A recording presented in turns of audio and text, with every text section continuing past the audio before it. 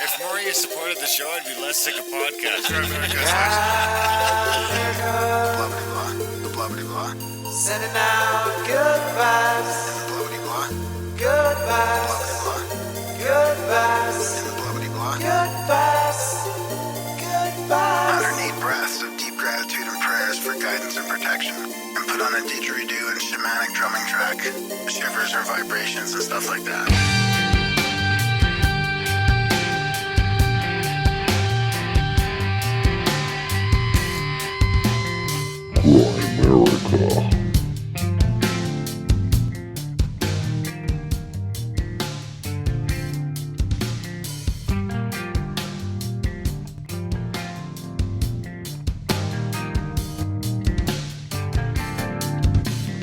Okay, guys, welcome back to the Grimerica Show. We are going to be chatting, no charting. I don't think we'll do any charting this episode, maybe next week. But we will be chatting with Dr. Narco Longo, Old World, Florida. You guys might know him as Old World, Florida, to talk about, what are them big rocks called again? The Saxor stones? Saxon stone, isn't it? Oh shit! I think it's Saxon. I think you're right. It's Saxon, isn't it? I better change the show notes here. Isn't Saxon like a part of? Isn't that like an English thing? Yeah, it was Saxon, but these might even be like spelled differently. I gotta search it for. But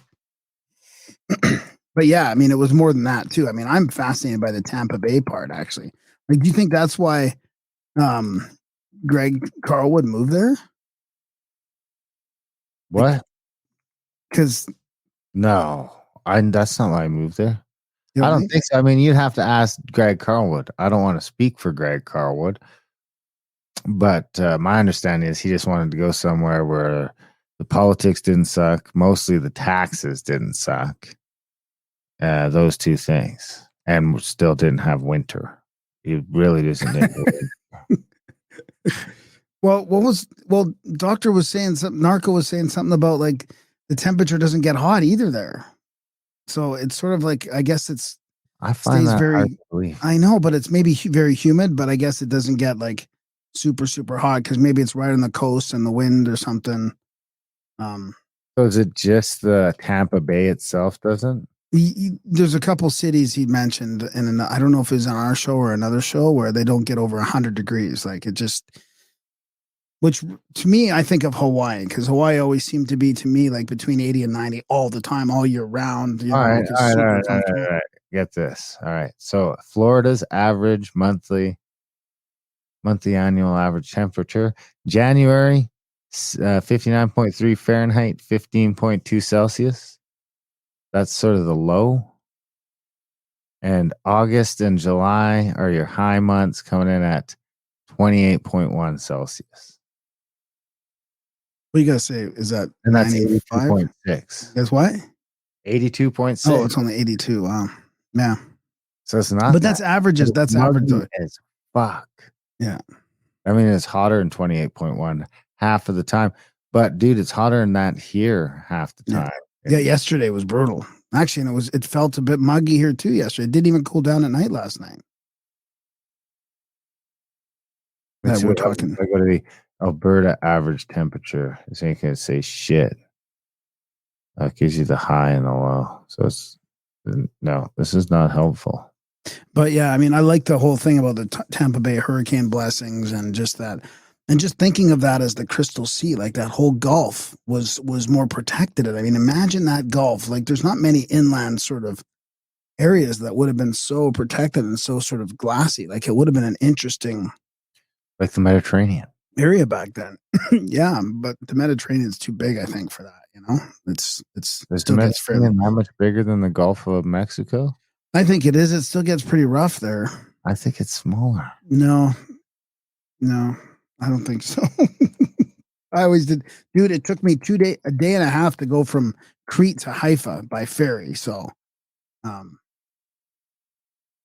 right, I'm checking. I think it was 2 days even. Sea area. Okay. Oh yeah, it looks 2.5 million square kilometers. That's the Mediterranean Sea. Is it the old Gulf or the new Gulf? So, Is it post There, Younger Dryas? Or? well, you're right. It's only 1.6 million. So it's about 50% bigger. Well, on Google Maps, it looks like pretty close. So, anyways, it's obviously a different shape. It's like a round bay compared to a complete, like an oblong thing. But I mean, the Gulf of Mexico could get pretty rough, no? well, yeah, now, but I mean, I think he's talking about it being like back then, it would have been like glass because it would have been smaller Windy? with the what? Even when it was windy? Well, I mean, of course not. But like, look, But just he to was show you. also saying it wasn't going to be smaller, though. It was the same Well, size. no, Which like is all that. impossible unless it was a lake. He also said that he thought it might be a lake. Well, he says all this would have been showing right after before the increase in sea level, all that like the right next to Tampa Bay, actually, right, and then this. So it would have only been this sort of part, and it would have been completely protected over here, right? See how it would have, Where's Tampa Bay? right here. That'd have been like right in the middle of the. Yeah. So why would you add rocks there to tie boats to? Well, yeah. I mean, depends on how old they are, but I guess if it's like this, it was after Younger Dryas, and people come right in with their boats, right in here. That's what he was talking about the shelter. But there's old Tampa Bay there, and Oh wow, that is a real sheltered sort of thing. But I gotta think that would almost be non-existent pre-Younger Dryas. Yeah. It's funny, because I just didn't think Tampa. I didn't think much of Tampa like that. I always thought of sort of Miami. I didn't even know Tampa wasn't on the other side. It never occurred to me that there was cities on that side. Yeah. I've never been to Florida. I've been a couple times. What I remember is you couldn't have cold showers. Like the water just doesn't get cold. That's what Bill said about Georgia. When he came to Canada, that was one of the big highlights. God damn, that water gets cold. I was in my biohacking days when I was there. I went for that cruise and I couldn't even do cold. You couldn't even like have a cold shower in Florida. You'd have to literally get the ice out. That's a shame. I mean, here we don't have the problem. It does get kind of not super cold like right now, but it's still pretty cold. So I like how we talked about the box saga too. He's kind of a proponent of that. I mean, we should have had that. We missed our chance to have that older fellow on before he passed away a couple of years ago. They contacted us again, and I kind of dropped the ball on the scheduling. But I got the book. Didn't he pass away now? Yeah, that's what I mean. I lost that chance. Way to go, Graham. Because it's interesting now. They talked about how the Finnish had no wars. Like apparently back then there was no wars or anything like that. There was no conflict going way, way back. I don't know if I agree with their timeline, but definitely interesting. All right. Well, what do you got for us? What do you doing? You're packing up. You're getting ready to go.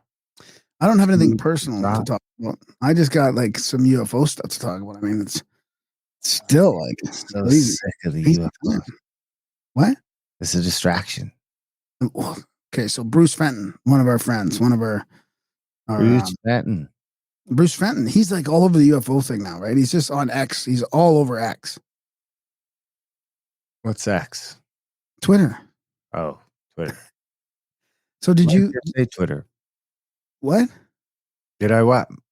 Did you see the the hullabaloo about the aliens that they found? That the scientists apparently said were aliens, and then people are like, "That's not aliens." That's like, oh yeah. No, obviously it's not an alien. I mean, look at it. I feel like I'm just deja vu from the Richard Gere thing.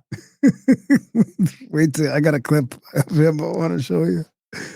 How many clips do you have? Well, Robin, just one. Robin said, here's the deal, UFO Twitter. Extensive analysis of the Nazca mummies indicated they're remarkably well preserved, fully intact biological entities. No evidence of tampering or manufacturing was found. I'm sorry if that keeps you up at night, but you needed to hear it. And of course, there's a whole bunch of people saying, that... Needed to hear what? Is he saying it's real? Yeah, he's saying that the ones from from the Nazca mummies are real. But I think that what now people are saying is, Do let's you see think it's real? let's see what Bruce says. Oh no, did I just miss my?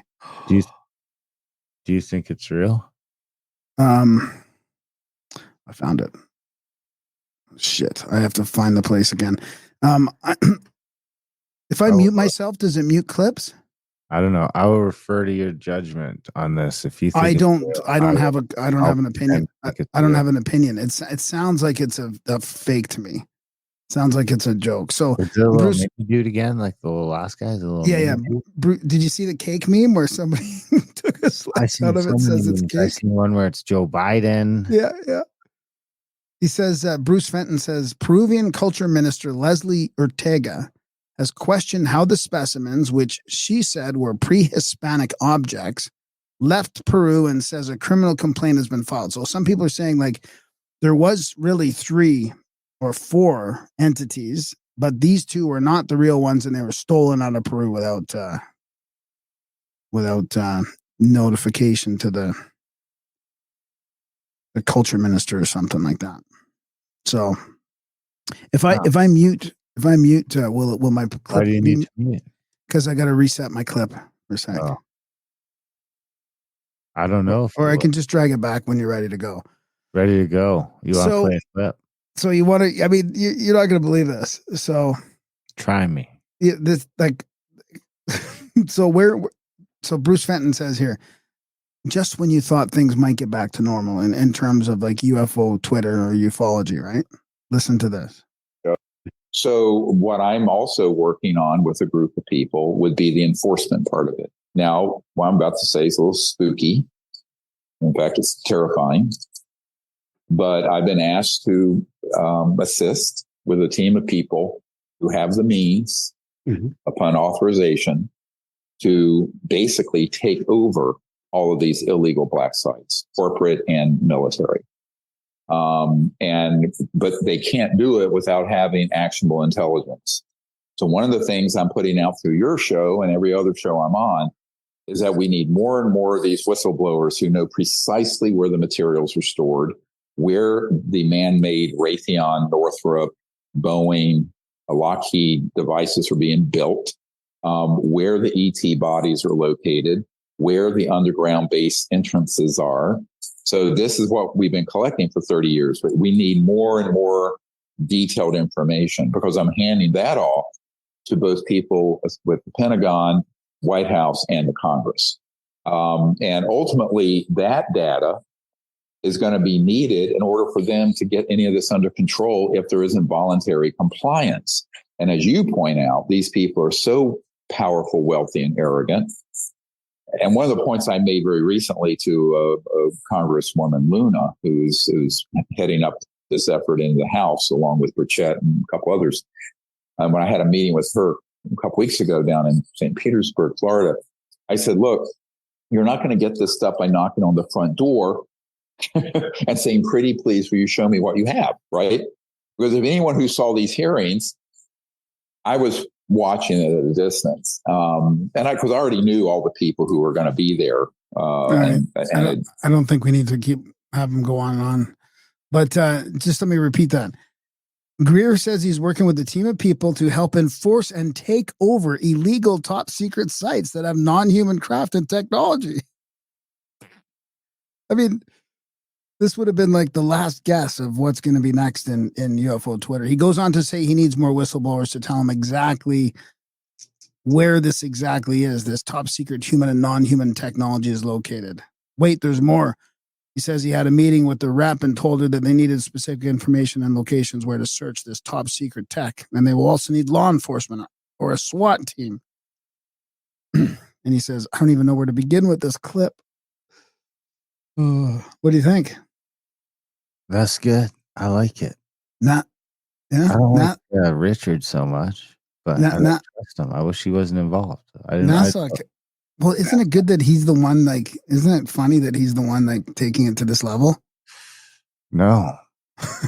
I don't think funny is the word. He should be the new UFO NASA director. Did you hear that NASA named the new director of ufology, basically? NASA? NASA. NASA. What? How is it? How do I say it? NASA? NASA. You say NASA. Like NASA. Bahamas. NASA. So everyone's all in on the UFOs now. Well, I mean, I don't know. I don't think they're all in there. Just like people are just getting frustrated. They're getting the runaround, and people that have known about this stuff for decades are now they're just the government's stalling and nothing's really happening. And nobody cares. I mean, that's got to be a bit of frustration. The people don't care. Yeah.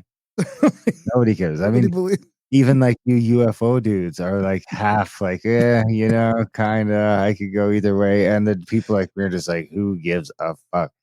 And like, most people don't even know about it. It's like my kids aren't coming over to school like, Dad, you hear about the alien? Oh, hasn't come up. Well, okay, that's weird because I was talking to two kids today who are like 14 and 18. They were asking me questions about aliens. Do they come here from other planets? Do you think they're out there? I mean, I think they know me. They were primed for you. They were primed, but still, it was pretty cool. Uncle Graham's coming over. He's a little weird. UFO stuff just to, make him feel welcome. They were primed to ask you UFO questions. I'd be curious if or they just know like the UFO guy's coming over. All right, let's see what he's got. But I don't think it's like going around to high school, do you? No, there's no way. Oh yeah, I think so. Yeah. Yeah. And they're more curious. They're not scared about it. They're just curious. Scared about it? Who would ever be scared about it? Well, dude, that's what people think. Who? That humanity's going to be scared that there's other, people traveling from other solar systems or whatever, other, dimensions. I don't think that's scary. I don't think it's happening, to be perfectly clear. But I don't think it's scary either if it was happening. It's been happening. Has it? I mean, they do have whistleblowers that say they talk to some people that say they saw some stuff. Why do you think I don't want to... Because Grush ain't saying he's seen shit, is he? I mean, no, but forget Grush. I mean, we all know from an occult magical perspective, like things can be summoned. Whether they're angels and demons or extra dimensional entities or archons or whatever, like there's stuff out there. So it's nothing that any of these quote unquote whistleblowers have actually said per se. It's just the fact that they're talking about it on the television. Or is it the whistleblower? No, because Greer's whistleblowers are different, right? I saw that 2-hour thing with 1.5 million people. Whistleblowers are quite different. And I've heard that Greer likes to blow little whistles himself. I knew that was coming. That reminds me, we should have Brooks Agnew on the show. They were direct witnesses. They weren't just like rushed talking about what he had heard from other people. Like they were direct witnesses. I mean, dude, one guy came across a trafficking operation with a flying saucer. A flying saucer trafficking operation? Yeah. Or drug trafficking or a child No, trafficking? like drugs and humans.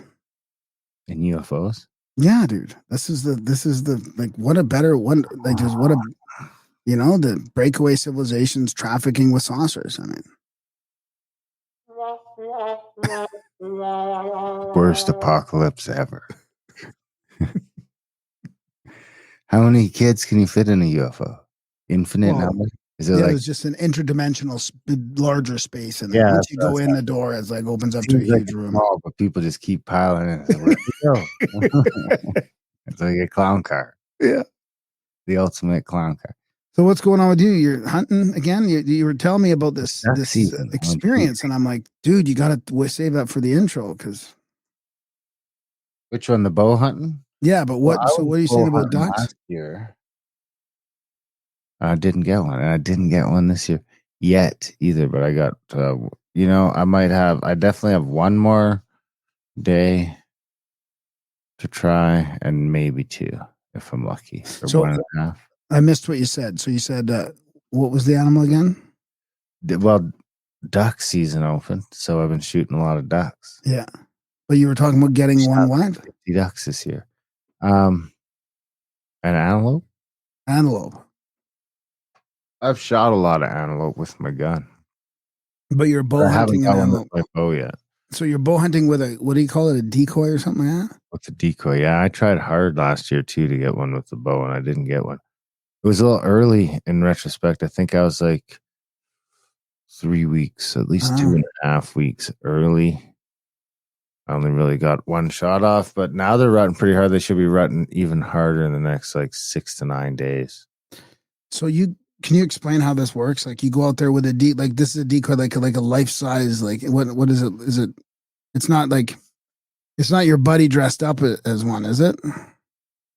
No, it's like I use a Montana decoy, so it's almost like a tent-like material. It like coils up like a tent, like them pop-up tents that you like press down to get them back in the container. That just pop up. It's kind of like that, except it's an antelope, but it's on this canvas, like which is extremely vibrant and lifelike. Like, dude, you put that thing up and go a couple hills over. Even if you if you came around a corner, that thing was set up, you'd be like, "Holy fuck, there's an antelope." I mean, you'd figure out pretty quick that it wasn't Something's off. an antelope. Yeah, something's off, but it really stands out. I don't know how they managed to do that on material, but it really stands out. You can tell. So it works well. So you just hide behind this little. So you actually hide behind the thing itself too? It's like a ½ inch or maybe an inch thick with an antelope on each side of it. But they have weird eyes, In some ways they have very good eyes, but in other ways they have bad eyes. I don't know. It'd be interesting to spend a day looking through an antelope's eyes. I don't believe anything. You read stuff on they see you like this. They say, well, how do you know, motherfucker? So are you saying there's two decoys and you stand behind them like a cover, like you're behind a cover? Decoy. I just walk with it in front of me. You walk with it in front of you. Behind me with my bow holding the decoy in front of me. And then you see one and stop. And if he doesn't run away, you'll see. And then maybe you stop and I'll walk 30 or 40 yards and stop, set the decoy down and look at him from behind the decoy with my binos because they don't have real good eyes. That the other antelope stands out. And usually if they just see any sort of movement, they just run. That's how they deal with it. They don't have any real predators. They run like a motherfucker from everything. Right. I think there used to be some sort of North American cheetah that chased them around. Maybe it was the dire beavers way back when. Some sort of the dire wolves. Some sort of pre-Diluvian, what are they called? Megafauna? Some old megafauna used to hunt them fucking things. I heard it was supposed to be some sort of big cat, like a North American cheetah. Because they're the fat, and I think that's what hunts them in Africa. Yeah. So they're fast as fuck. So, but when they come right on you, like, are you shooting the thing with the arrow head on, or you're trying to get it head on? Or? You're trying to wait, then you gotta you want it to turn sideways. You turn sideways? The operation. No, you want it to turn sideways. Okay. And how do you get that to happen? You don't. Just hope for the best. You usually when I charge up and start strutting back and forth, maybe. But I mean, this one came up too quick. It went from 150 yards to 55 fucking fast. I'm just still trying to get, let off a shot and it went over its back. So your bow, because you're trying to get your bow ready while it's in that range, Yeah, I think I set it to 55 and maybe he ran into 45. That might be why I missed him. It all happens fucking fast, I needed a little more time. I think what I'm going to do next time is maybe, but it's hard too because you're out in the open prairies. So yeah, just get Miles to run the decoy, and maybe we can find a spot with some sagebrush that I can or maybe I just walk along right behind Miles with the decoy. What would happen if they came right at you, and didn't notice that you were there? Even would they attack? Would they poke you? Would they? I don't know. That'd be weird. I mean, I would just fucking tackle the fucking thing that'd break its neck. That'd be quite the experience. I fucking took out an antelope with my bare fucking hands. Yeah. Choke it out. Get it and choke. Fucking suffocate its ass. Take it for a ride. They're pretty small. I mean, you'd just be torturing the poor little thing. Yeah. But I'll try again. I might get one yet this year. Once they're not rutting, then they won't come into the decoys anymore. Right. So really, you only have a 2 or 3 week period to use the decoys in this sort of scenario then? Yes, correct. Interesting. Wow. Yeah, it's super cool. You'd really get a kick out of it. Yeah. Yeah. They're charging, they're scuffing the ground, and they're literally you're playing with the animal. which is what we And did they're- with the elk this year too. That's what duck hunting's really like. Like when we're duck hunting, there's a guy out on the point watching for flock to go by so you can get on the call, and you got a bunch of decoys out. And you trick these flocks of ducks to come in, and like flocks of fucking, so anywhere from 2 to 50. Why? How are they coming in? Why would they come in if you call them? Like, what are they coming Well, in for? we have like 30, 40 ducks on the water, fake ones. You got 30, They 40 fly fake. over, they see all the fake ducks and they think that's a nice safe spot to go land. Someone's already done the homework. We can go land there. Oh my God, really? That's what they're just looking for, a safe place to land? And Sometimes, dude, there's like 50 ducks in the air and everybody's just like, holy fuck. Just fucking shooting shotgun like fucking nuts. I'm already into probably, we got 14 the first night and like 18 the second. And I think we got another 18 yesterday. So we're already into like 36, 50 ducks already this year and 3 or 4 geese too. And So it's not it's a even whole- cold yet. I Once see they what you start mean. There's a whole- migrating, it could be easy. We could do 200, 300 ducks this year. Between the, there's 3 or 4 of us sometimes. There's always at least 2 of us. Sometimes there's 4 of us on Saturday. But my goal is to get 50 ducks in the freezer. So I can have ducks twice a month. Yeah. Duck season can get short around here. Yeah. Because sometimes, we'll only be able to hunt these ducks for another few weeks, and then they'll start getting cold and they'll start migrating, which is great. But then sometimes here it either stays too warm and they don't migrate.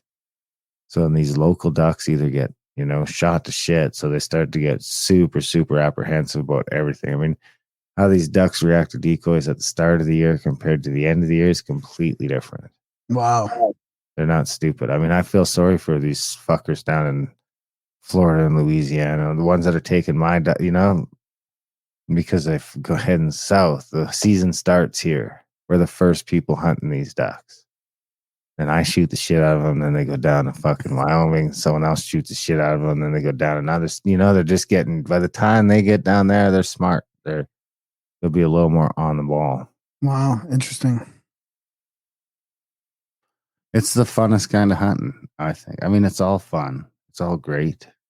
But I see how these It's like there's strategic a lot ones. of trigger time. There's a lot of, and the calling the elk in, that's all fun. The strategic stuff's fun, but duck hunting is like, dude, I'll go out and shoot fucking 60 rounds in a day. To go shoot a dozen ducks, fucking go shoot. You pull the trigger 50 times. Just boom, boom, you're shooting. It's fun.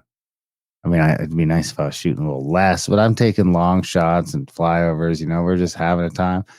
Just hiding out in the blind. I got my weed. I got my fucking coffee here. I got my spits. I can have my phone. I could even be listening to a little podcast or something if I wanted to. But usually it's kind of like a social thing. But we're not quiet till there's ducks coming in. You know what I mean? It's not like hunting when you're with me. Where we're like quiet and creeping around the whole fucking time. Yeah. Yeah. And you just shut the fuck up. And this duck hunting's a different thing. You go out there, some guys' blinds we were talking about just pitching in $50 each and getting a camping shitter just to throw on the other side of the island in the trees. So we got a little toilet out there. If I was camping shitter. I was a drinker, you could be crushing beers out there. It's that kind of hunting. It's very much hanging out in the blind, shooting the shit. Here comes some ducks. Bam, bam, bam, bam, bam. Get them.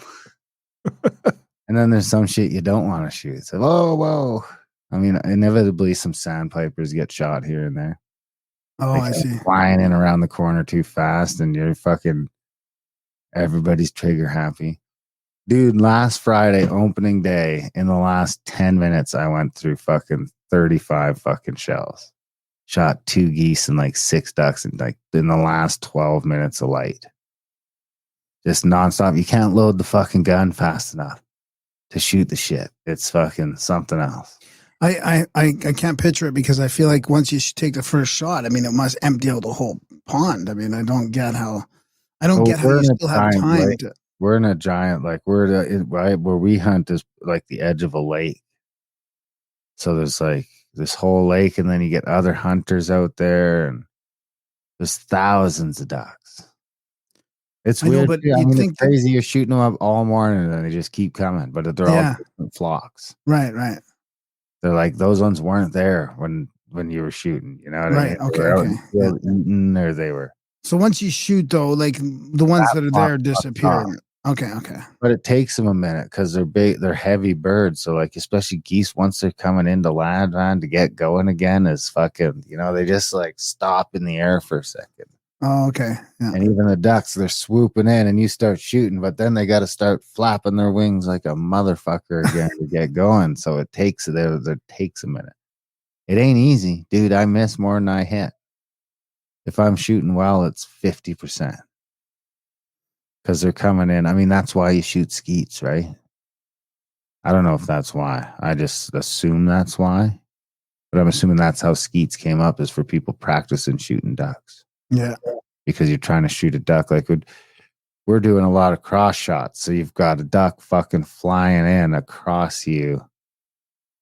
It's got to be doing 20 But miles you an hour. are using the same gun there as you would if you snuck up on a bunch and they were all trying to fly away, like with a shotgun blast. Like Shotgun blast, yeah. no matter, you're always using that. It's illegal to hunt ducks with anything but a shotgun. Oh, okay. You might be allowed. Maybe no, I don't think you're even allowed. I mean, maybe you could. There's an exception for archery, but I don't even know about that. I don't see how you could hunt ducks with a bow and arrow. Seems fucking crazy. Yeah. I think you'd want to like net them or something. Maybe. I mean, you could do it if they were on the water and you were really good with a bow and arrow, and you had a canoe or something. I wonder how the Indians were getting ducks. They were definitely getting them. The Lakota had a couple months named after geese for the spring migration and for the fall migration because it was a giant food source for them. Yeah. Anyway. Well, thanks for the hunting tales. Yeah. Is that it? That's all I got. Yeah. I got to go Montana in the morning to see Randall Carlson and the Snake Bros and Ben from Uncharted X. Oliver. It's going to be a trip. Be a fun time. Oh, yeah. Mike, you guys have a Peter, great a time. couple of these guys have been out for a bunch of trips now. Yeah, that'll be great. Awesome time.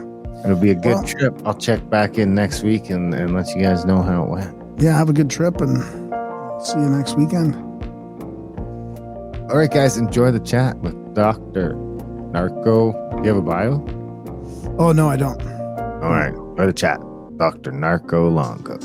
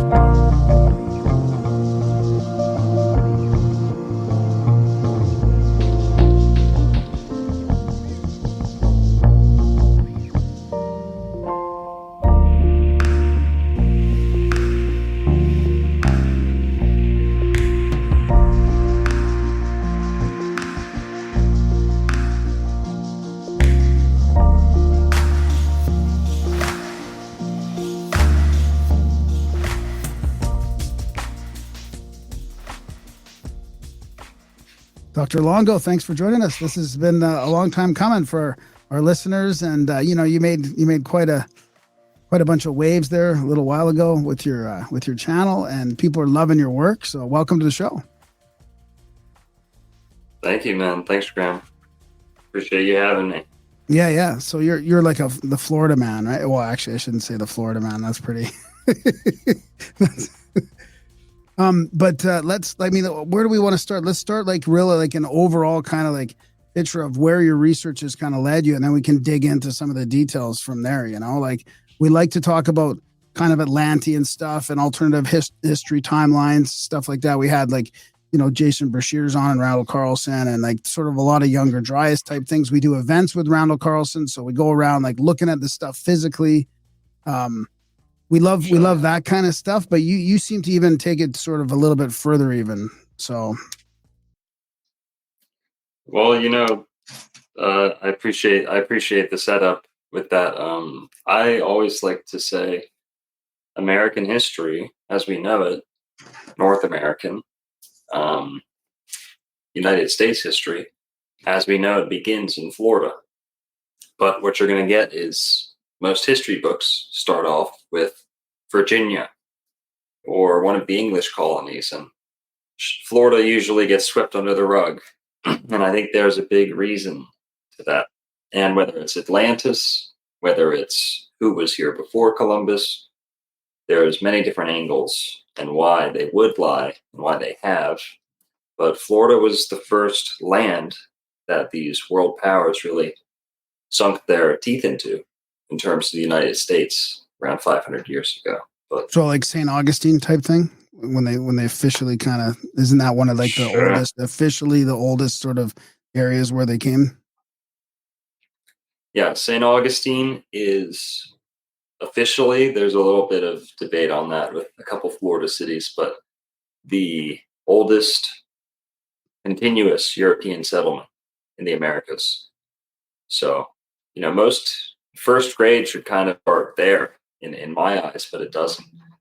And you get a lot of stories. A video I have coming out soon, for example, shows how not only was Florida being explored first, but stories from Florida were getting fully plagiarized and transplanted onto Virginia, translated into English, and passed off as English feats. Wow. And the main example of that would be, who's heard of Pocahontas, right? Pocahontas and John Smith, and later Rolfe or whoever she got with after that. She had a husband, but before she was with John Smith, she saved him from slaughter. Right, that was in Virginia, the Powhatan territory. And this story goes that John Smith, the Englishman, was saved from certain death after being surrounded or captured by the Powhatan. And Pocahontas, this Indian princess, intervened, right? And this isn't something I focus on a ton, but like I said, there's a video coming out about it because it has to do with hurricanes, and this is one of the origins of these hurricane myths in Florida. But the way we're told it in Disney, remember, anything that makes it into Disney is probably something to check twice on.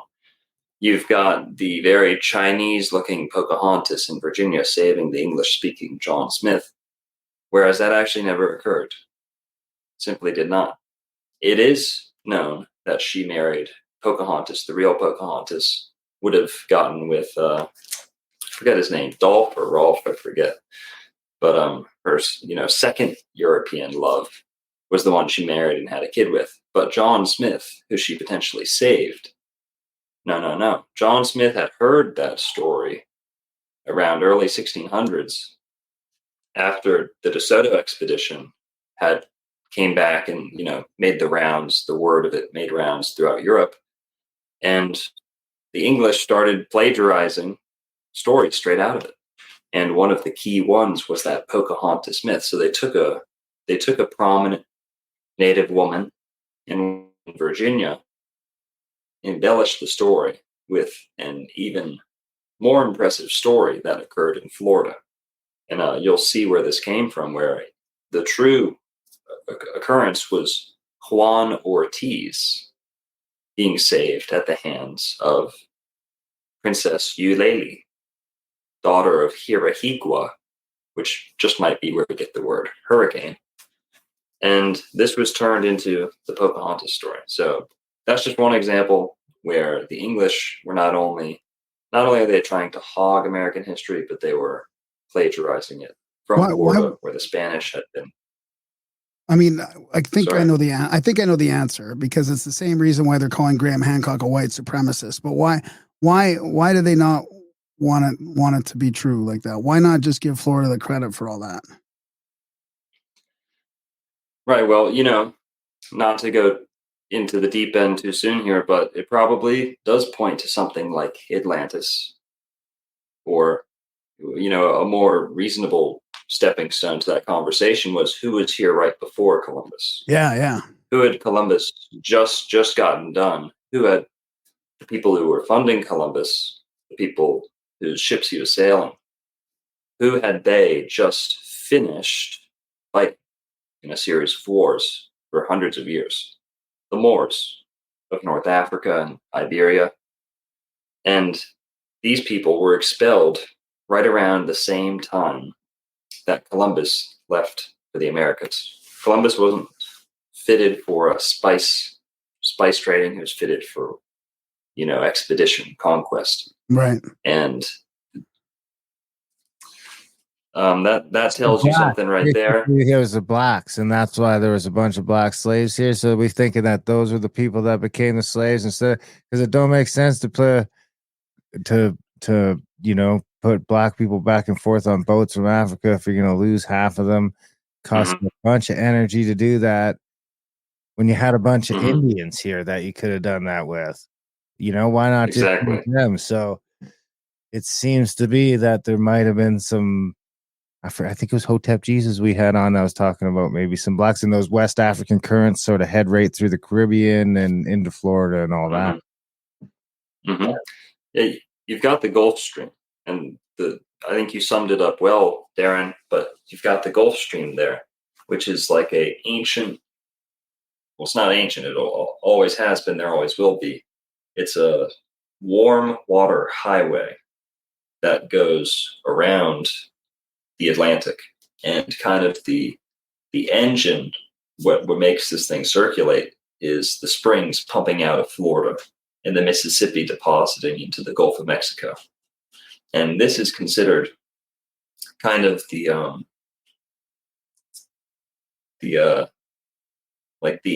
amniotic fluids of the planet, because this Gulf Stream plays a very crucial role in many mythologies of the planet, and including the Finnish, which I, exalt as potentially the highest on the planet. Mythology, that is Finnish mythology, because from Finnish you get Phoenicians. So when you're up there in the Arctic Circle, you get Finnish people and Vikings. When you come down south, you get Phoenicians. Now they'll spell those two words with as many letters as they can differently for the average Joe not to realize they're the same. Phoenician, the Phoe, Finnish with the Fi, right? Well, I'm not the first to figure that out. You have Connor McDarry, you have Michael Sarian, and blah, blah, blah. People were going across the Atlantic for hundreds of years, thousands of years. The Phoenicians, their predecessors, people who came after them, the Moors, the Irish, the Vikings.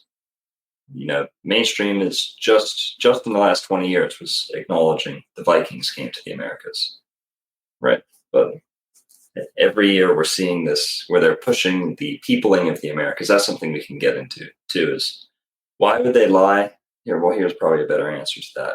Well, they have our human history kind of pegged in this little sandbox out in an extremely contentious, politically, charged zone that's been draining tax dollars, blood, resources for thousands of years. This is the Middle East I'm talking about. Now, do you think how maybe it's convenient to convince all the Abrahamic faiths that there is only a small little patch of territory that all of their stories occurred in? Therefore, all those religions could never fit inside that small land, so they'll always be contending it forever. This is why we have wars in the Middle East. This is all, it's not rich in resources. If it was, it's when they were irrigating the rivers to a high extent. And as soon as that stopped, it goes back to being what it is at its core, a barren wasteland. Now, when you tell someone, I'm not sure where you guys are at with, shape of where we live and stuff, but when you convince people that they live on something inanimate or something dead, a rock, a lifeless marble in the middle of nowhere, floating in nothingness, that does something to the subconscious, right? Likewise, when you instruct a group of well-meaning people faithful people, that their origin is in perhaps the most desolate place in the world, that does something to them. That's the way I look at it. Now, when you look at the Americas, you have a lush paradise in many ways, not just in our resources, but in places like Florida. Truly, you could make the argument we have the best climate in the world. Places like Tampa Bay, it has never reached 100 degrees. Miami, it's only reached 100 degrees once in recorded history.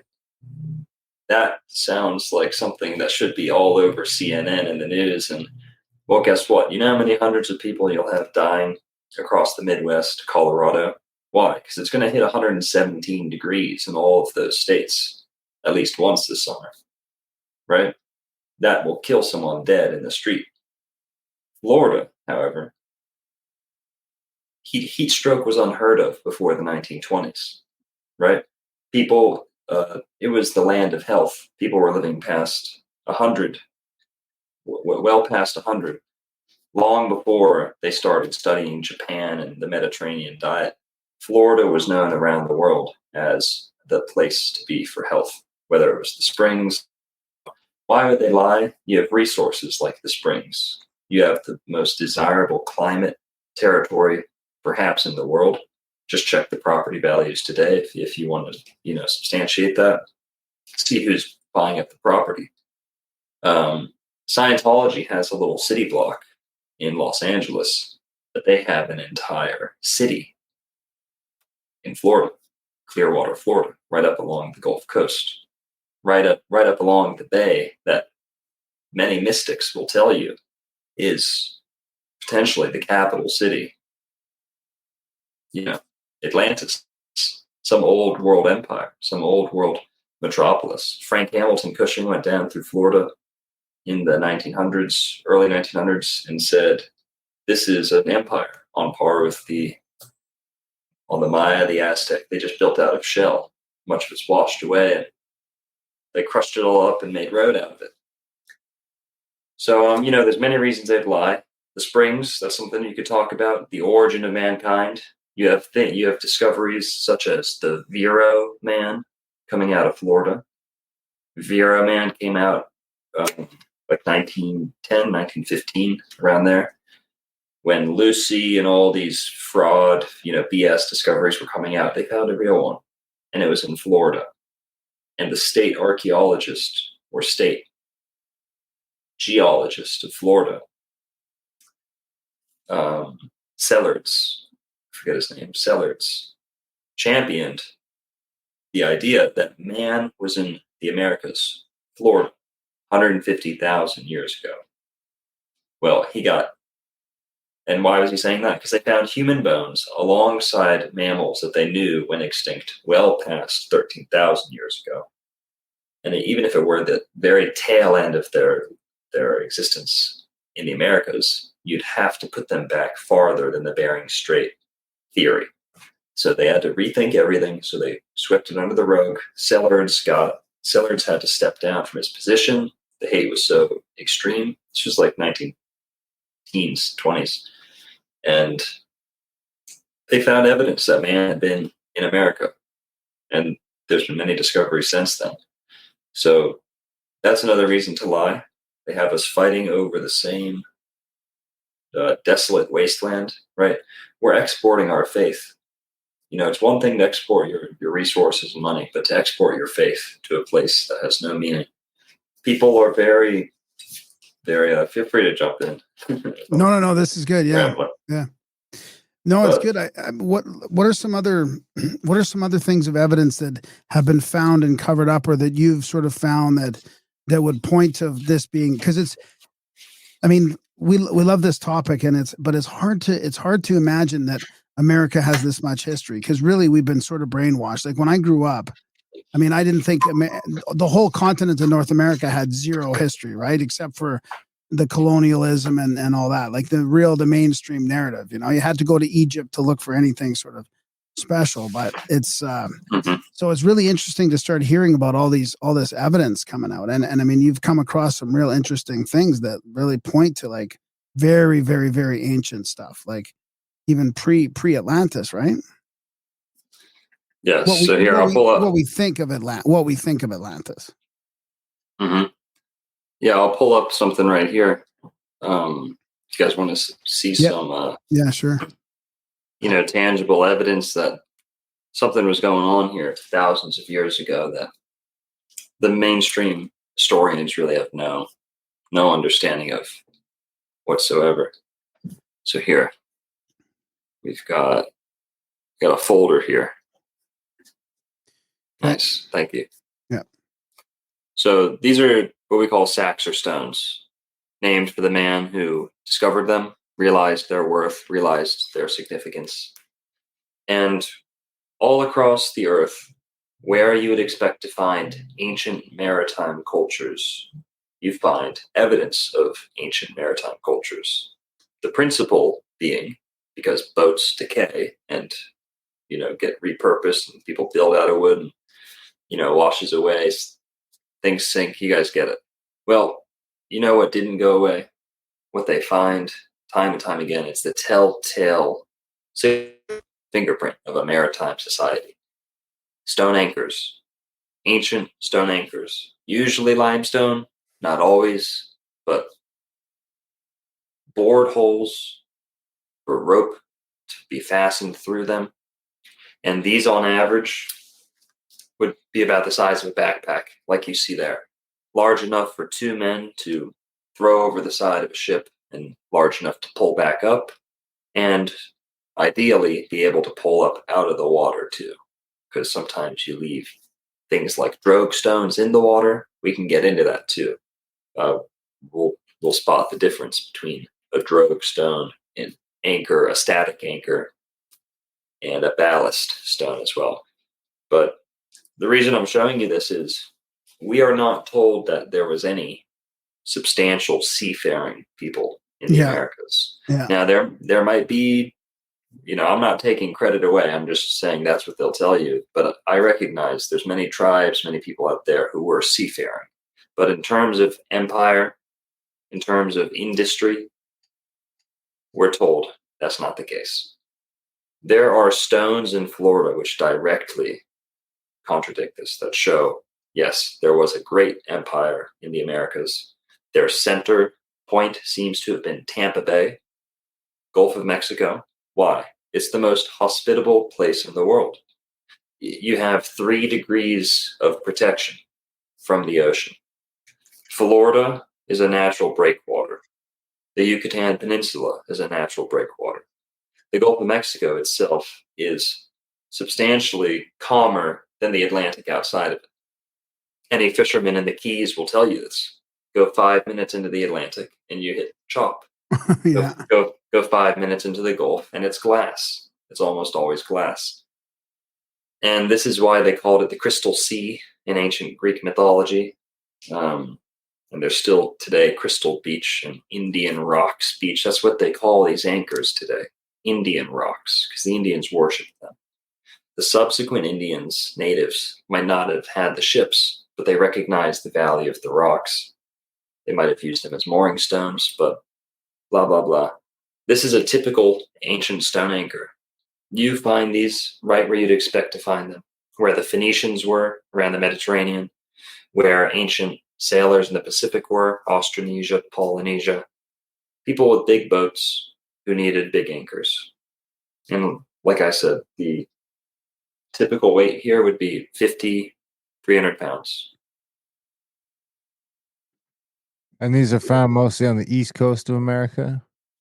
Well, according to academia, these are found nowhere in America. These don't go with America. Now, these are found in the Mediterranean all the time.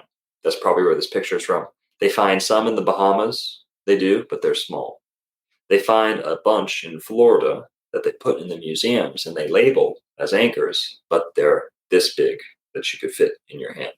Any bigger than that, they won't place them in a museum. They won't acknowledge what they are because it opens a whole can of worms that is either going to, result in a lot of rewrites or uncomfortable press conferences and stuff like that. And this I'll show you. I'm just showing the first picture here. We'll flip through and kind of see the magnitude of these. But yes, these are, Darren, these are in Florida, the ones we're going to be looking at. But what we're looking at right here is a typical one. And all around the earth, you find typical ones. The biggest ones you find are actually at the top of Mount Ararat, where Noah's Ark is said to have landed. But we'll connect that in a little bit. So this, you're going to see the ones in Florida are of extreme proportion. This is downtown St. Petersburg. Here. There we go. Downtown St. Petersburg. That's John Saxer there. He was printed in Ancient American magazine with, they had Bill Donato come out, an accredited archaeologist, come out and actually check out these anchors. I have footage of him detailing them in my Anchors of Atlantis documentary. And I've done 2 documentaries with John Saxer, if you want to see more on the stones. But Bill Donato clearly showed they have the rope marks that are indicative of anchors, ballasts, storm drogues. They have the patina showing, yes, 6,000, 7,000, if not more years old, at least. And consistent boring methods. Some people say, oh, that could be a solution hole. That's a erosion pattern or something like that, or that's a tree growing through it. None of those are true, but there are, some people have their theories about how the holes came about. Well, on some rocks, we can show without a doubt consistently sized boring. But you can't deny it. Some of these rocks, I'll show you here. Does some of them have drill marks still, or have been bored so clean, 2 feet through a boulder. You'll see here at the top. You see a little bit of a rope mark. Not sure if you can see my mouse, but yeah, we can see it. Rope mark there. This is granite. What kind of rock is that? The ones in Florida are about 90% limestone.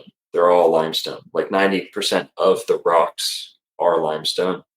Some of them, which shows that's a really, thank you for that question, Darren. It brings up a good point, because if these were a consistent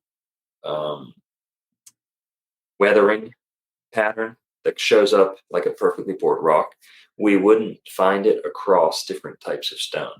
Now, while most of these are limestone, like I said, 90%, if not more, across Florida are limestone, because that's what Florida's made of.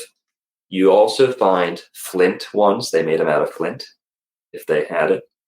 And they made them out of coral, too, which had to have been drilled. And you'll see some of these in the museums, but like I said, they're small. And then there's also... What is the mainstream explanation for all these? Or did they you don't say they don't have one? With the large ones, they don't talk. They will not acknowledge them. Yeah. With the small ones, I can show you. I'll have to pull it up. Wouldn't they have been a long way from the ocean before the sea level rise? Yeah. Okay. Now, Tampa Bay, if you're going to look at sea level rise, Tampa Bay would have traced itself out along with that coastline out into the Gulf. However, modern day Tampa Bay, they believe, was a freshwater lake. When you had that extra patch of land in the Gulf for Florida 7,000 years ago.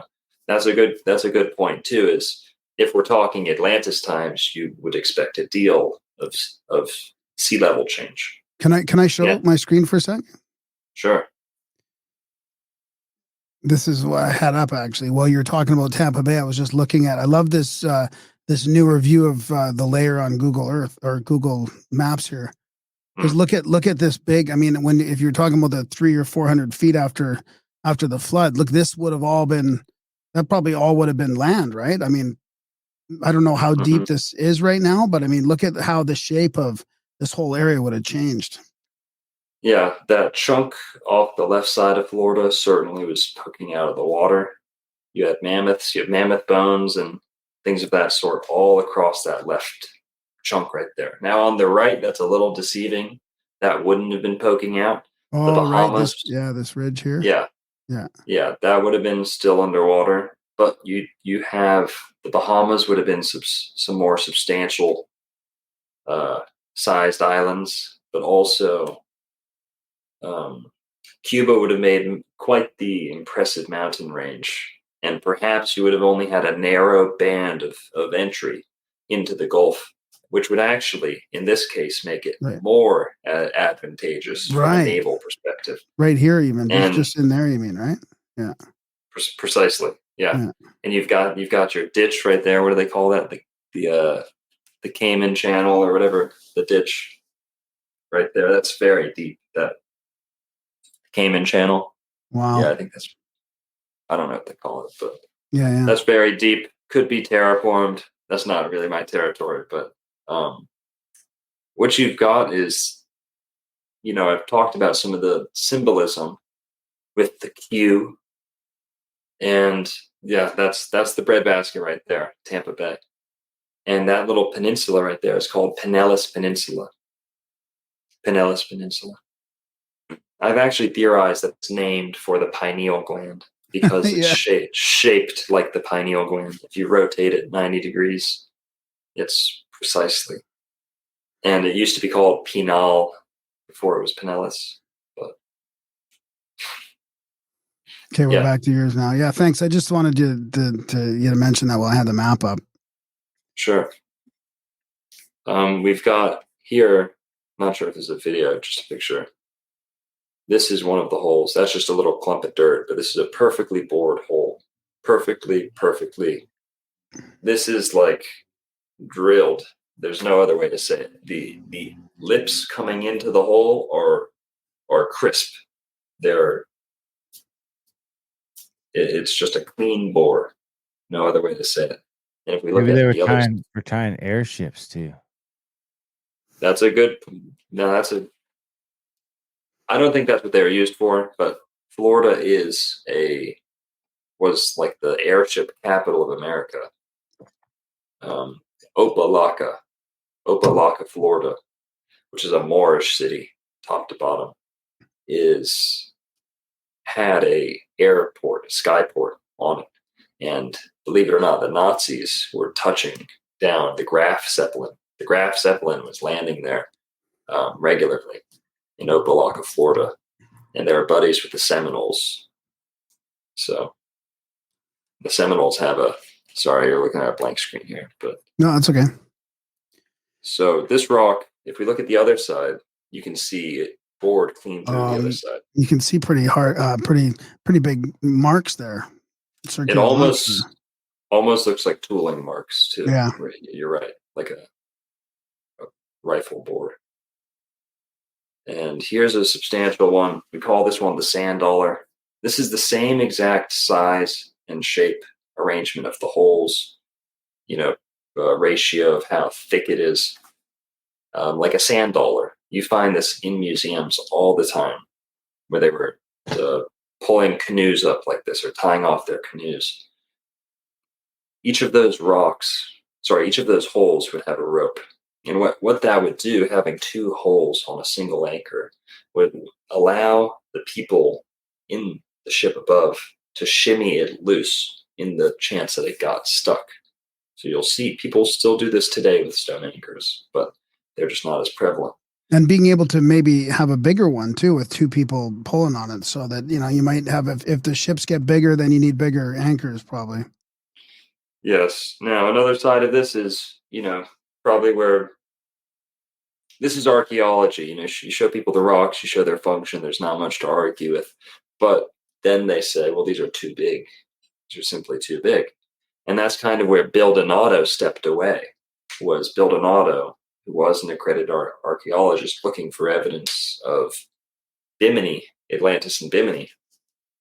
He used a lot of these pictures not these stones. He took his own pictures like 20 years ago, but they showed that these were the largest stone anchors in the world.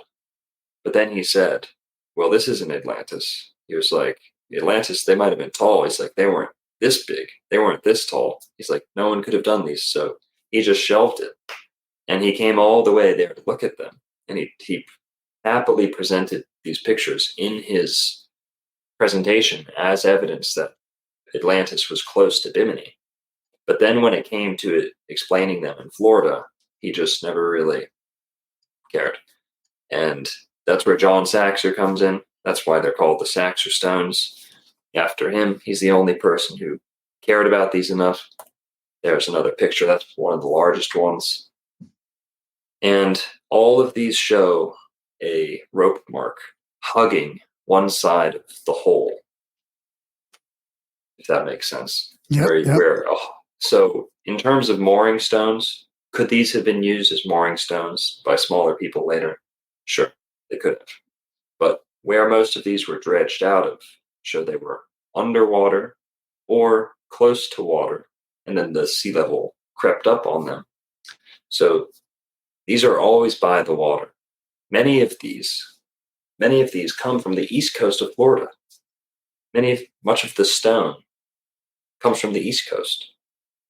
So someone had to bring them there to there, and they look like anchors. So they must be. They don't just from the east coast to the west coast. Yes, many of these anchors were crafted from stone on the east coast of Florida. Formations on the east coast of Florida don't exist on the west coast, but we find them scattered across the west coast. So these stone anchors like this, Saxer stones, you'll find them with the highest concentration in Tampa Bay. But being indicative of an Atlantean empire in the Caribbean, which is precisely what Edgar Casey tells us, which is precisely what everybody tells us if we know how to decipher the information, it all points to the Gulf of Mexico. It's the circle protected. It's a series of bays protected within each other. You have the Gulf of Mexico, then you have Tampa Bay within that. Then within Tampa Bay, there is a series of other bays. So you have the lands, the zones of water and the zones of land. Dennis Brooks caught on to this. He didn't know anything about the anchors. Dennis Brooks is an author out of Hawaii or something. He might be a Tampa guy. He wrote a whole book on Tampa being Atlantis because he studied the waterways and he studied the engineering of the city. And he said, well, the Army Corps of Engineers didn't cut those substantial canals. And then he looked at the intracoastal waterway of Florida, which is an intelligently carved out waterway that was originally freshwater that buffered the mainland from the ocean. And this is still here today. And it goes all the way from like Maine to Texas or Mexico. But the only place where it's completely concurrent or where it runs all the way around is Florida. And you find this description both in Plato and I think it's more fleshed out by someone after than Plato, but there was a canal or a great ditch. There was a protective ditch filled with water, a moat that covered a central peninsula. So blah, blah, blah. Florida's Atlantis. I'll box Graham Hancock if I have to. I don't care. I'd love it if some of these people came and saw the stones, but all these people want to say, oh, Atlantis is over here. It's over here. Well, everyone's focused on the city. No one can show me a smidge of the empire, a smidge of the fleet. This is a naval fleet we're talking about, right? Not Troy, not. I don't see people digging in the sand for Atlantis. So unless people are going to show me anchors, boats, which we have substantially in Florida, evidence of ancient, large arc ships that precisely would have taken the Gulf Stream across the Atlantic, right where everyone agrees they landed, around Mount Ararat, and we have a cultural diffusion there on from 10,000, 6,000 years ago, depending who you ask, out of Central Asia. Well, what happened before that? Yes, everything after that happened in Eurasia. But is anybody going to analyze the discrepancies in the time and the navigational capacity of the ship they made and all this stuff? Why did it take 150 days for? And I'll stop here. If we're going to interpret any of this literally, then it has to hit every box. It has to check every box. I'm all about allegory. I'm all about metaphor. I'm into it. Garden of Eden. Does it have to be a garden? No. But how many people around the world believe this is a tangible, physical garden? And they cannot show you a smidge to prove it, right? So is your theory then kind of like that some of this stuff maybe in North America, like Florida, and maybe South America was first, like some of the more ancient stuff, and then after the flood, or maybe even before the flood, but then it moved east as well. Like is that kind of like, are you flipping kind of the whole timeline on its head? It's not like a narcissistic, like, hey, over here, like, look at No. Where's our credit?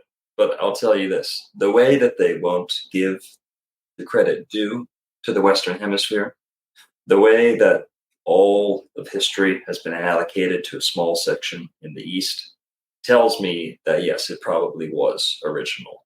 If we look to the work of E. Calloway, Florida's 1936 Republican candidate for governor, he said, when you look at the mummies of Mexico, they're not mummified. They're just buried bare. When you look at the stonework of many of the finest masonry structures in the Americas, they're of soft stone. These were not hard stone workers, at least not generally. So what does this tell us? What does this tell us? These things were done perhaps before man learned the art of embalming and mummification, before man learned the working of harder stones and metals. And perhaps it took, a shuffling of the cards and a shifting of culture from the west to the east to accomplish those things. But since we have certain ages showing up in the archaeological record in Mesopotamia, our mainstream academia is hyper-focused on that. They're not giving the due to the Americas, and really the anchors show this. The bones, like Vero Man. Vero means truth, by the way. It's a city in Florida. Vero Man shows this.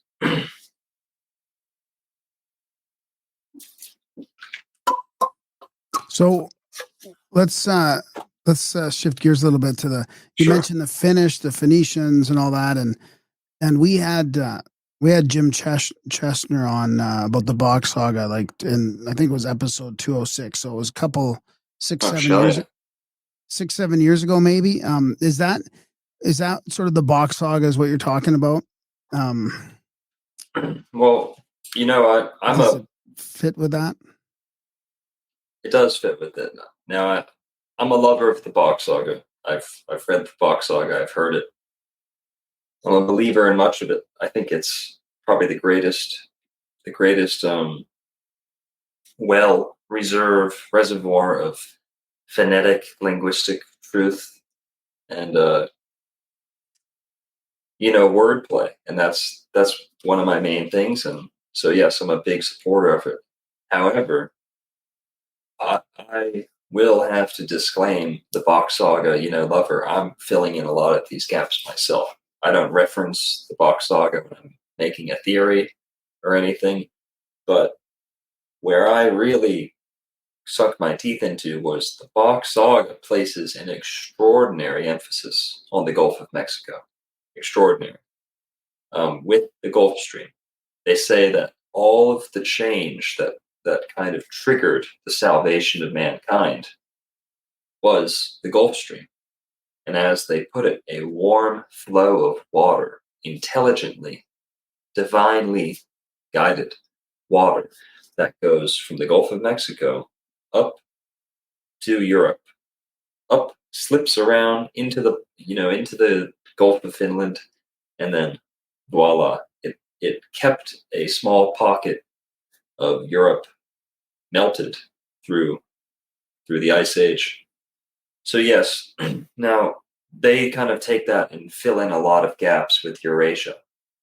Another thing that the Bach Saga will tell you is that much of the record, if not all the record, of what transpired in the Americas after the Ice Age was lost, not only to the mainstream but also to the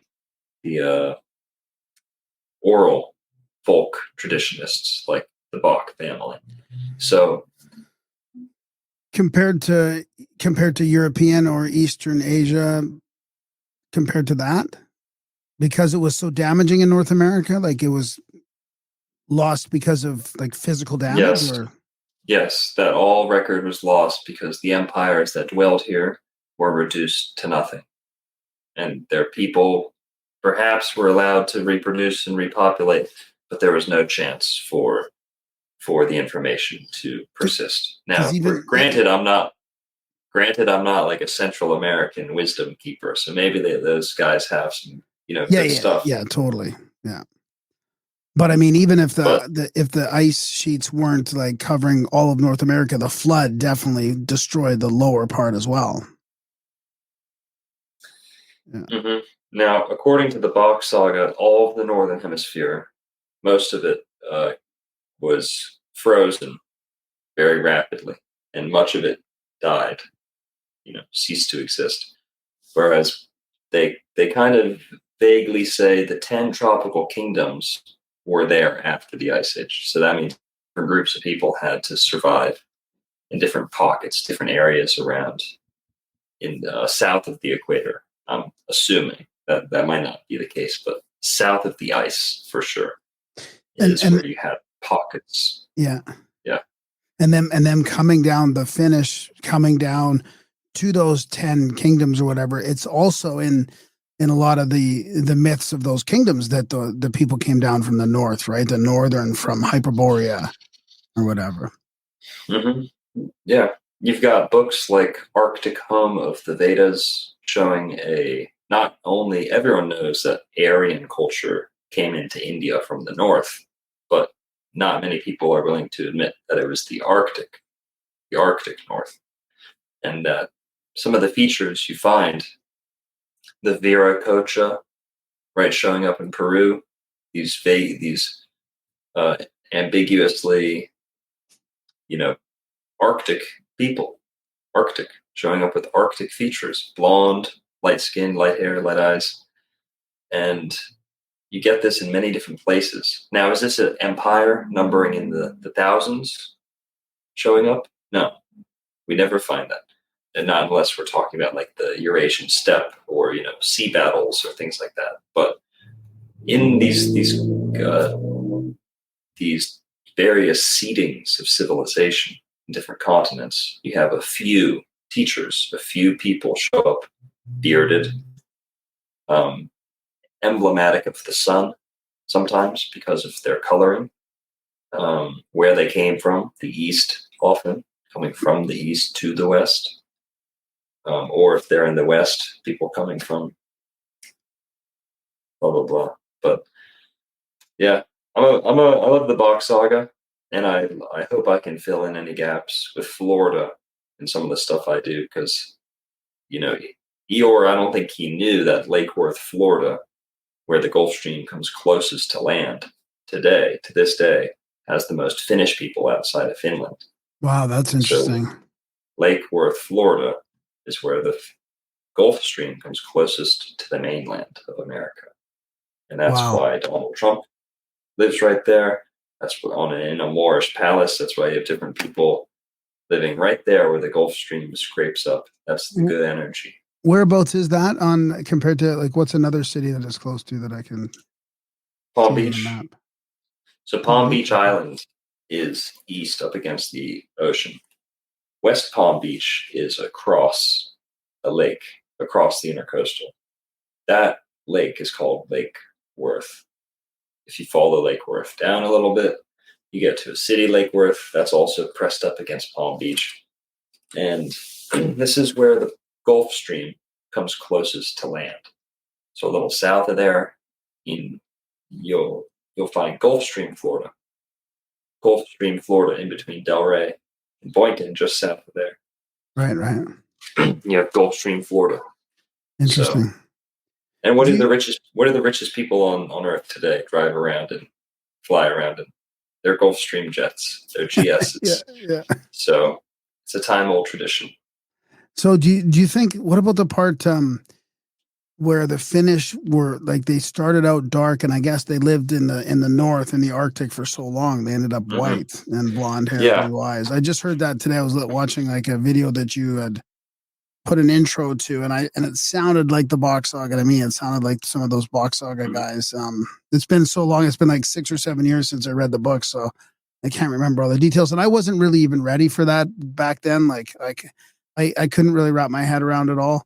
But now, after talking about this for so many years, it's like it sort of makes sense. There's all the, like, there's the Agartha and the Hyperborea and the I've got some for you. I mean, you've got your Assyria, Arthur, Sumeria, Suomi.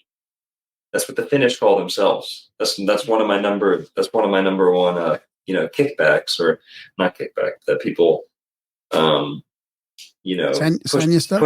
push back on, as they say, oh, well, the Finnish don't even call themselves Finnish, and the Phoenicians didn't call themselves Phoenicians, so you're just grasping at straws, even though that word is the same meaning, fine goods, right?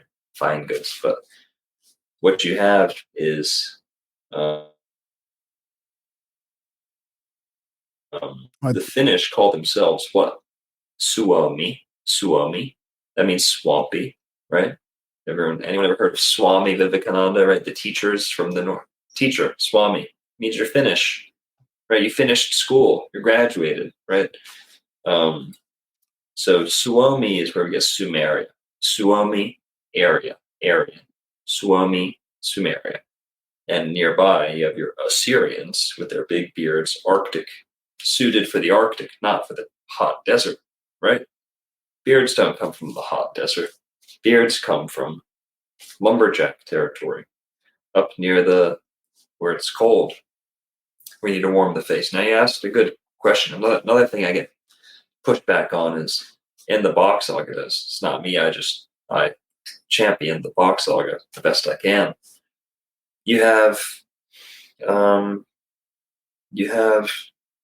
people saying, well, are you promoting evolution?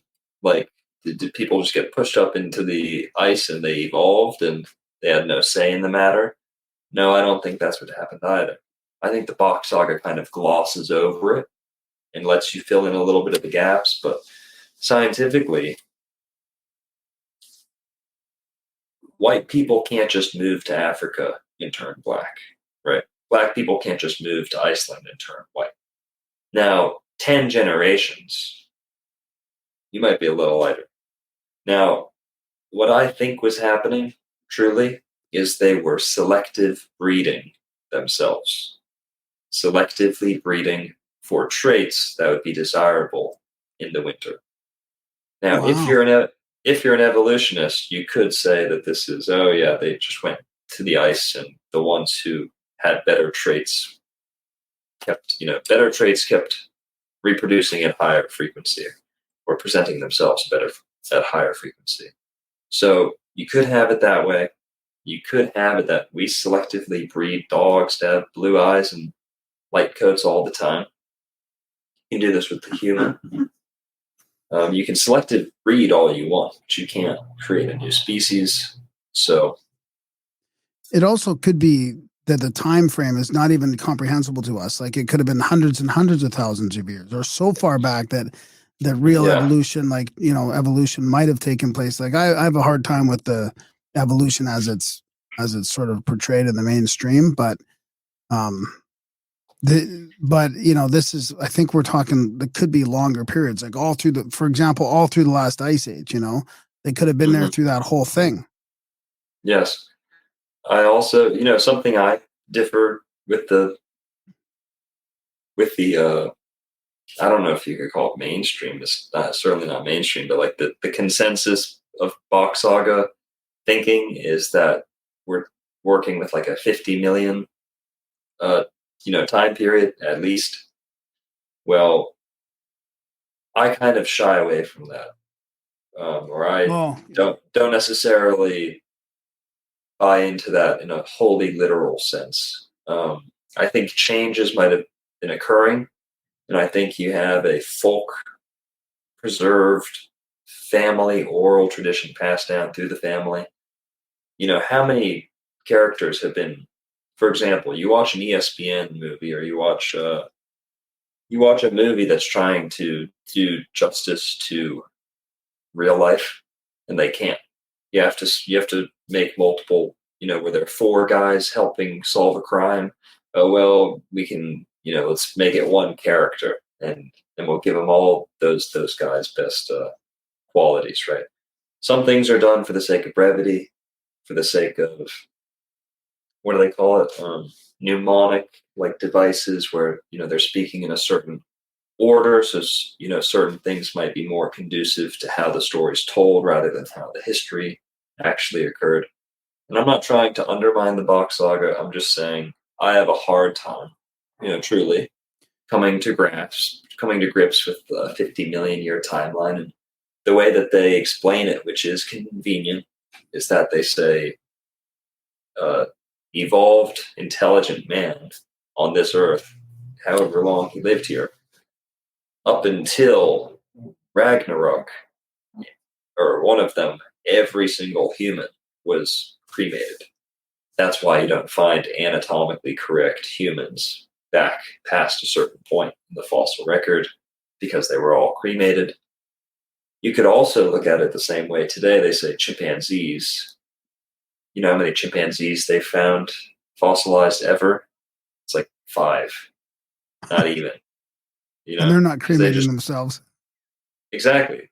So either those things are new on the Earth, or their habitat just simply doesn't make fossils, Yeah. or, which is true for many of the places humans live.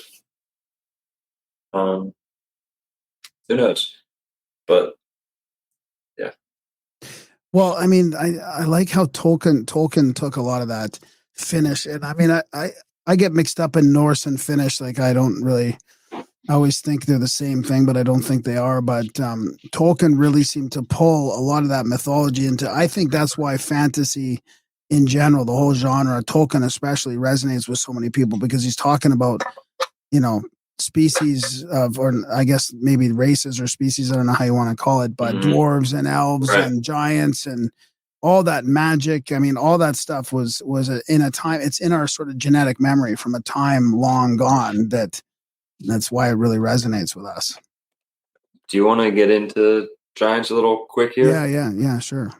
I've got here another file. So we're looking at some big anchors, right? And Yeah. those might leave more question marks than answers looking at stones like that. Well, if those were actually used, had a utility to them, it'd have to be big people. Right. People like you and I, unless we had some type of, chanting, cymatic frequency tech that could lift these things up, and I'd assume they'd be shaped better if that were the case. These were just big people. Now, in Florida, we find a lot of evidence of large people. Now, this evidence comes to us in the form of newspaper articles from about 1850 to 1950, were littered with stories of giant skeletons. Now, the mainstream will have you believe that these were all hoaxes. Every single one of them a hoax across the board. We're only talking about a large human that's 7'5" or something like that. Right. Now, giant is, I use giant loosely. Thank you for clearing that up. We're describing the natives of Florida they towered over the Europeans. We know this for a fact. But the conquistadors were not that tall, but the natives of Florida towered above them about 1.5 feet on average. Wow. Yeah, tall. Well over 6 feet is the minimum, the bottom end of how tall these guys were. And that's across the board in Florida. The Tocobaga tribe, coming out of Tampa Bay, was said to have been 7 feet. The Timucua out of St. Augustine area, Jekyll Island, you know, Yep. that tribe who was doing sacrifice on some of those Jekyll Island altars, they were 8.5 feet tall. I mean, big, tall, muscular. These were not lanky freaks. These were athletic warriors. They were orators. They were great orators, the Spanish even say. Some of these giants gave speeches for 10 Wow. minutes that left the Spaniards in tears. I Holy swear to God. shit. They say this. So they weren't brutes. They weren't freaks. They weren't circus freaks. They were esteemed leaders, philosophers, and you'd expect these people to be crafting things. And they had big ships. I can show you the wood. I can show you where some might have landed, where some might have been built. You know, I can't show you a ship, but we have the wood. We have some of the most buoyant wood in the world. And what is it called? The gopher wood. Gopher wood. That's a transliteration, not a translation from the Bible. Meaning gopher is not used in Hebrew, but it's in the original Bible. Aramaic, Hebrew, gopher or kopher. That had no translation in English. It had no meaning in Hebrew. They don't know what tree it is. The word gopher is never used in Hebrew again. And then what do you have? Gopher wood, the real tree, grows in Florida. Gopher wood. It grows in Florida where? Along a patch of land that is precisely orientated as the 4 rivers of Eden that were described to us in Genesis. But blah, blah, blah. What else do we have in Genesis? In the book of the generations of Adam, you have Genesis 6:4, I think. There was giants on the earth in those days, right? Yeah. Mighty men of renown, whatever it says. Well, you get articles like this coming out of not just the Tampa Bay area, all across Florida.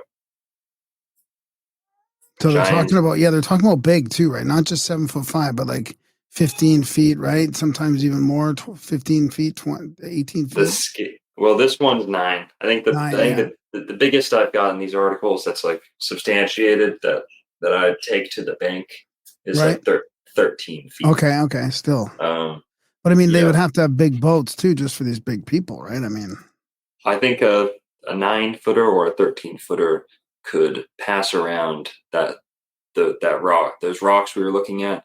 Yeah. It wouldn't be easy, but it would be like me and you picking up a fridge. We could do it, you know. Yeah. That's fascinating. So do you think that because the giant thing is always fascinating because it seems to be there's so much evidence, but not enough to tip the scales or not enough for people to admit it. Like, do you think people, because there's all these pictures that people see too, like, do you think this is something that could crack things open if somebody like found, yes. I mean, because you wonder why you're not allowed to go into the mounds anymore, right? Yeah, you bring up a good point. Now, I put a lot of hard work into videos, and I can tell when one's going to do good, right? Right. As best as you know, a creator can. I know when a video deserves. You know, you want to know the one video that I've put most effort into that got the least return. Not monetary or anything, but just, you know, the shadow band, the worst almost. Exactly. Yeah. Thank you. That's how I should put it. Shadow band, you know, I don't know why. I don't know what in it. I think I went after the Smithsonian a little too hard in that one. But has to be my most shadow band video is the giants in Florida, because it's conclusive proof. It's not just the articles. There's pictures. It's the accounts of every European that landed in the 1500s said they were tall as hell, scary. Not only that, they the bows they used were thicker than a man's wrist. The bows? Right. The bows they were using Wow. were thicker than the wrists of the men Wow. that they were going up against. They could shoot a bow accurately 200 yards on a rope, like not arced, not Yeah. not arched or arced, but they could throw an atlatl straight through a horse. You had this happening regularly in the DeSoto expeditions.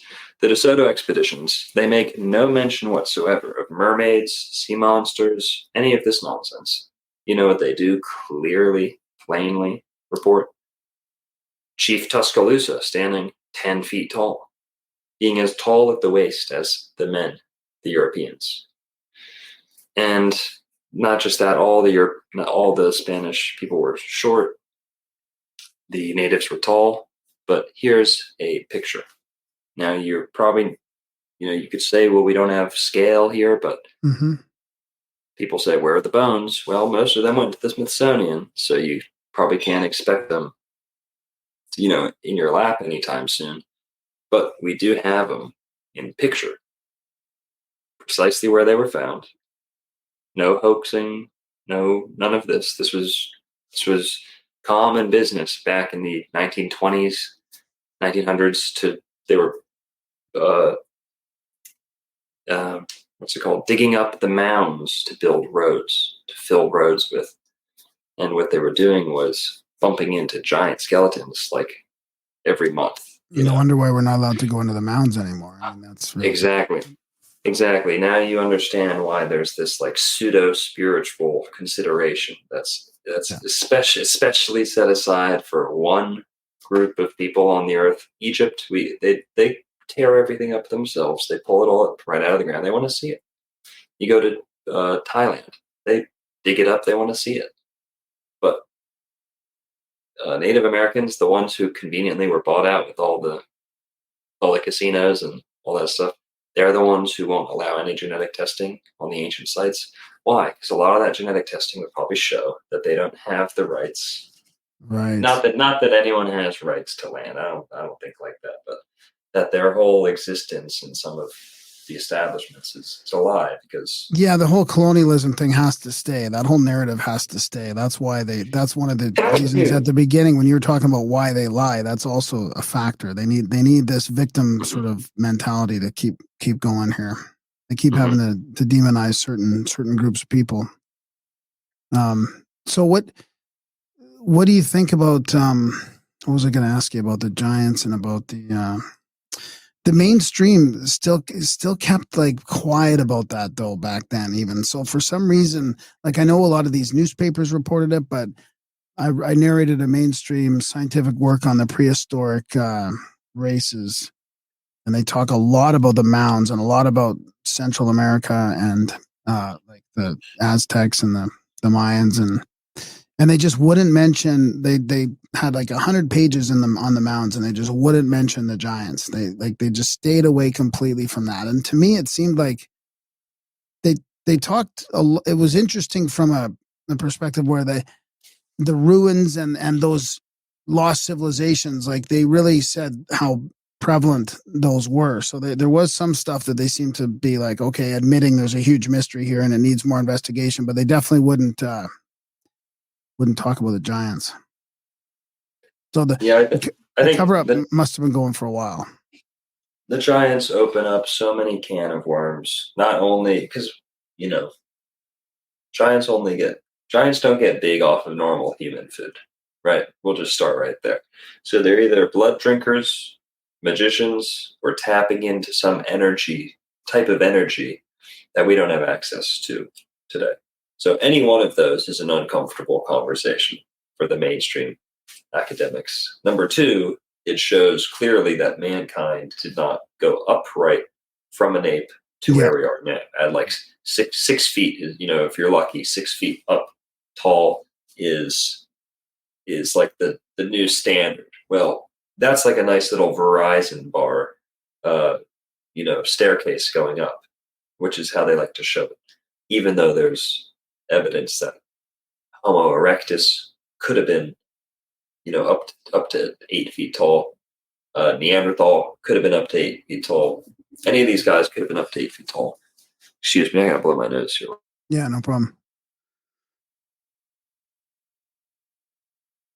Yeah, I think. I think it's more about this. I think it's more of a spiritual Yes. suppression in a lot of ways. I really don't think they want us to realize how much powers we have. How much, like, if we were really worked on our shit and weren't distracted, that we could manifest our own reality, kind of have the superpowers. Like you're talking about the giants there with magic. I mean, I really do think it all comes down to like just keeping us spiritually impotent, to be honest. Mm-hmm. Yeah, and there is magic to this. Like I said, I'm working on this video about the hurricane protection blessing of Tampa Bay. Tampa Bay has been spared every major hurricane of the last 100 years, whereas Fort Myers and places just south of it get pummeled like year after year. And the difference there is that the Tocobaga lived in Tampa Bay.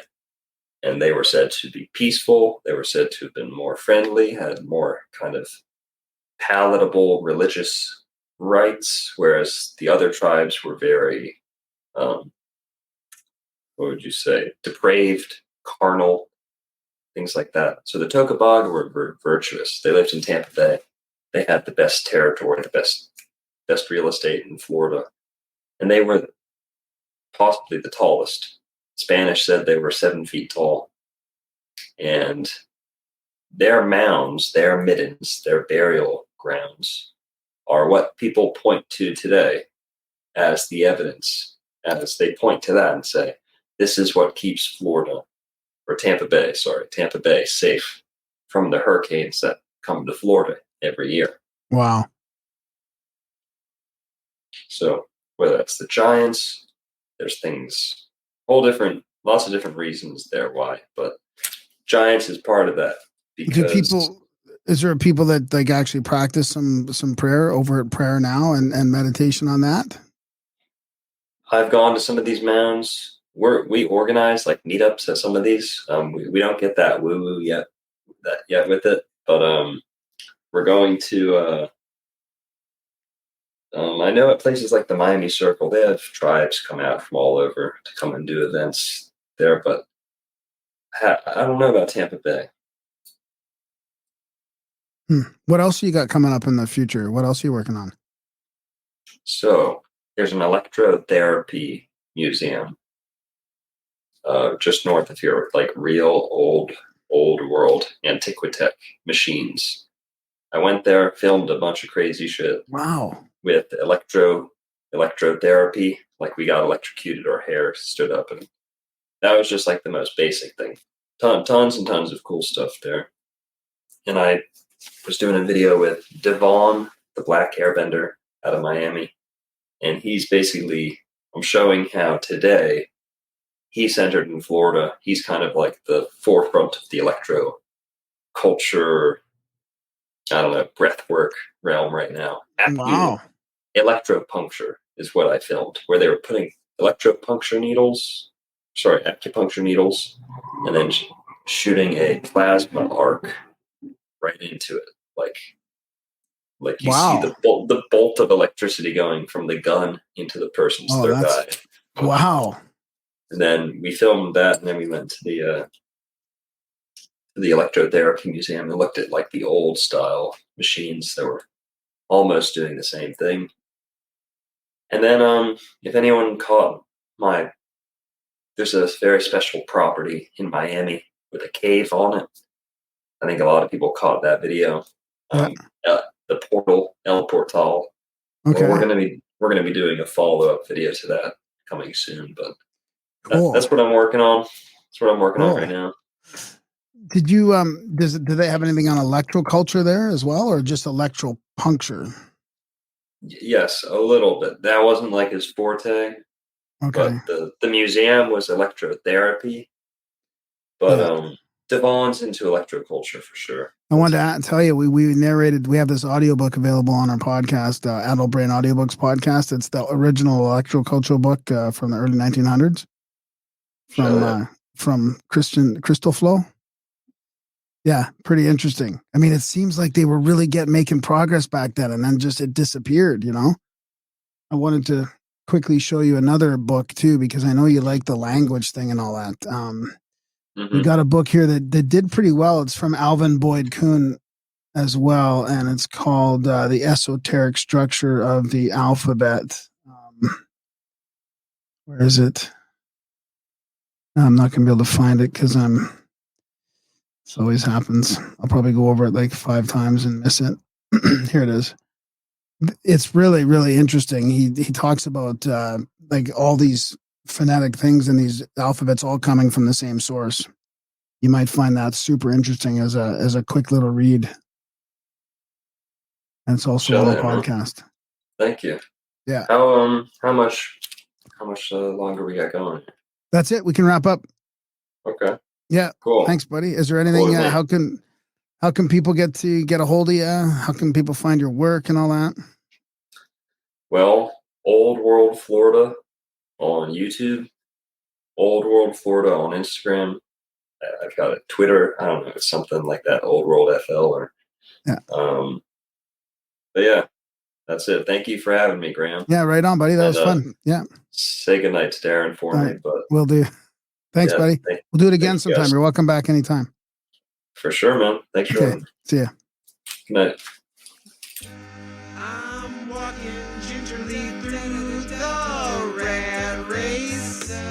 Take a look at the big old smile on my face. Kicking around down by the pool of narcissists. The people are many, they preen themselves, oh how they navel gaze. Somewhere over that hill, the gloomy skies cease to exist. I'm climbing that hill, I pass by and pity the poor Sisyphus. I go into hyperdrive, turn into a beam of light. I'm strolling down a static electric avenue. The people are predictable, they say good morning, how do you do? When out of nowhere, a randomly pure angel in the crosswalk bumps into me. And in doing so, knocks all the evil and all the wind out of me. And it's black as tar, ugly as ever, and of no apology. This angelic mama sings heavenly of the truest theology. Together we're a seraphim dream, forever young with no chronology. 1,000 years from now we'll be written into ancient mythology. We go into hyperdrive, turn into a beam of light. Can you tell me about the view up there? It's sparkling remarkably, the air is crystal clear. Well, please won't you tell me what it takes to transcend this place? A little bit of heart and a whole lot of soul. Take a look at the big old smile on my face. As my angel says, dance with me and your life will never, ever, ever be dull. I go into hyperdrive, turn into a beam of light. Turn into a beam of light. Turn into a beam of light. Turn into a beam of light. Turn into a beam of light. Turn into a beam of light. Turn into a beam of light. Turn into a beam of light.